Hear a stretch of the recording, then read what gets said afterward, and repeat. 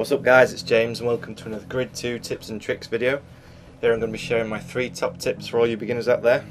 You may have recently bought the game or are just new to multiplayer and find it very difficult and frustrating to level up. So if this is you, stick around and this should help ease the pain. I want to start by explaining what I think is the main problem, and that is just how bad the cars are at the start. They're either very slow and heavy, like the Dodge Challenger in Tier 2, or they're a bitch to drive like the Honda NSX in Tier 3. Tier 4 is not so bad because you get the McLaren. It's not the quickest car, but it has lots of grip. But it is a rental car, which I'll explain a little bit later on why this is not a good car to use. So let's get into it. First top tip, not to play the quick race or standard online playlist events. These game modes are filled with average to good racers who play the game regularly and have leveled up to around level 15 or higher.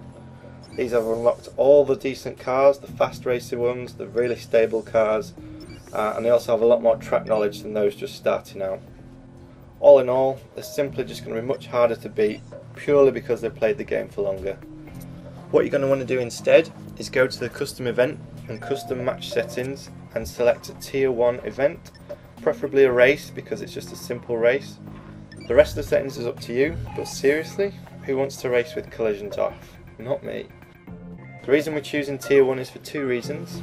You start off with a decent car in the Alfa Romeo Giulietta. It's got good acceleration and top speed, much better than the stats suggest, and it's a front wheel drive, meaning it's very easy to keep control of and keep in a straight line. Secondly, unlike the tier 2 or other tier events, you're not going to have to use a rental car.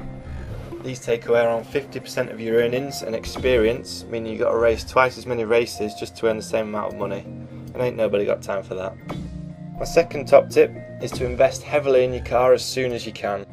Once you've earned enough money to upgrade it, leave the session and upgrade. Seriously, the difference in performance, especially in tier 1, is massive. You'll notice the car's much faster, better turning, and faster around the corners as well. You'll quickly notice that the more mods you apply, the more podiums and race wins you'll get, which in turn earns you more money, so it's just a win-win all round. Once you've earned a bit more money and progressed to around level 5 or 6, you can then go on and buy a tier 2 car like the Nissan R34, the Skyline, or the Camaro SS. Or, even better, go and buy a tier 1 Golf, upgrade it into tier 2 and max it out. The Golf is an awesome 4-wheel drive car which will give you stability, and it will avoid being wrecked in all the first corners like everyone seems to do in this game. My last tip's not for everyone, but it's one that helped me out loads, especially getting used to the game and leveling up for the first few ranks, and that's to go out and buy some of the DLC. The packs that I suggest buying are the McLaren pack and the GTR pack. In the GTR pack you're going to get a Nissan GTR. It's an awesome tier 3 car, it pisses all over the Honda, it doesn't take away the 50% rental fee. The second pack is the McLaren pack. This gives you the MP4 12C GT3. This car's a bit twitchy and will spin you out if you're not careful on the throttle, but it is head and shoulders above the other McLaren in tier 4 and is even better once you upgrade the handling. Well, that's it. Nice one on making it to the end of this video. Feel free to leave your top tips in the comments section below, and remember guys, it's all about having fun. So until next time, I'll see you in the next video.